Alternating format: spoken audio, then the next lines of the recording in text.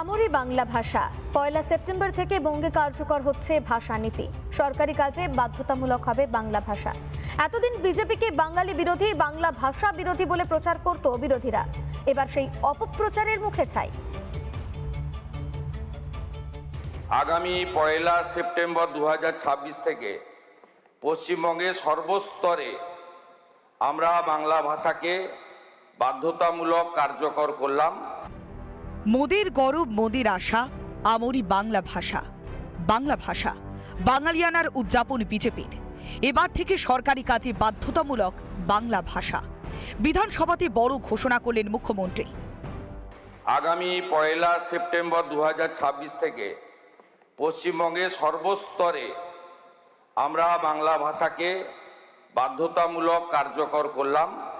আমাদের সরকারের পক্ষ থেকে এই সময়কালে অনুবাদক বা অন্যান্য যে বিষয় থাকবে সেগুলো করা।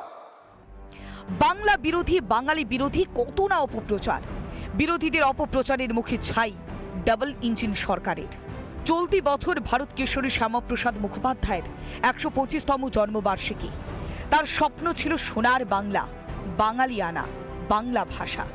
সেই স্বপ্ন পূরণে রবিবারই মুখ্যমন্ত্রীকে চিঠি দেন অমিত শাহ। তিনি আমাকে একটি চিঠি লিখেছেন বাংলা ভাষার মর্যাদা, বাংলা ভাষাকে গুরুত্বপূর্ণ জায়গায় নিয়ে যাওয়ার জন্য। যেহেতু বিধানসভার সেশন চলছে, আমি পাবলিকলি আজকে বলবো না, আগামীকাল বেলা ১১টায় বিধানসভাতেই আমি বলবো। সোমবার সেই চিঠি বিধানসভায় পড়েন মুখ্যমন্ত্রী। তারপরে শ্যামাপ্রসাদ মুখার্জির স্বপ্ন পূরণে পদক্ষেপ করেন শুভেন্দু। মাননীয় কেন্দ্রীয় স্বরাষ্ট্র ও সমবায় মন্ত্রীর যে উপদেশ, তাকে আমরা গ্রহণ করার সিদ্ধান্ত পশ্চিমবঙ্গ সরকারের পক্ষ থেকে ঘোষণা করলাম। বাংলা ভাষায় লেখা হবে সরকারি ফাইল। নোটিংয়ের কাজেও ব্যবহার করা হবে বাংলা ভাষা। চিঠি চাপাটির ক্ষেত্রেও ব্যবহার হবে বাংলা। এফআইআরও লেখা হবে বাংলাতে। মাতৃভাষা বাংলা বুঝতে, পড়তে, ব্যক্ত করতে যতটা বাংলা ভাষায় পারবো আমরা, অন্য অন্য ল্যাঙ্গুয়েজে স্বাভাবিক একটু কম হবেই। তবে একটা জিনিস, ইন্টারন্যাশনাল ল্যাঙ্গুয়েজ ইংলিশ, কোনোভাবেই যেন ওই বাংলা ভাষার জন্য ইংলিশটা থেকে আমরা দূরে না সরে যাই। বিগত সরকারের আমলে বাংলা ভাষা নিয়ে ঢক্কানিনাদ বাজাতেন তৎকালীন মুখ্যমন্ত্রী। অথচ সরকারি কাজে বাংলা ভাষা ব্যবহারের সরকারি নির্দেশিকা ছিল না। ২.৫ মাসেই সরকার সেই কাজ করে দেখালো। একজন বাঙালি হিসেবে এর থেকে আনন্দের, এর থেকে আশার, একজন সাহিত্যকর্মী হিসেবে এর থেকে আশাব্যঞ্জক আমি এই মুহূর্তে আর কিছু দেখছি না। আমাদের পূর্বতন রাজ্য সরকার, যিনি বাংলা অস্মিতার কথা বারংবার উল্লেখ করতেন, কিন্তু তার আচরণে বাংলা ভাষার প্রতি বিশেষ কোনো দায়িত্ব বা কর্তব্য আমরা খুব একটা খেয়াল করিনি। ভোটে রাজনীতির জন্য লাগাতার অপপ্রচার করেছে সিপিএম।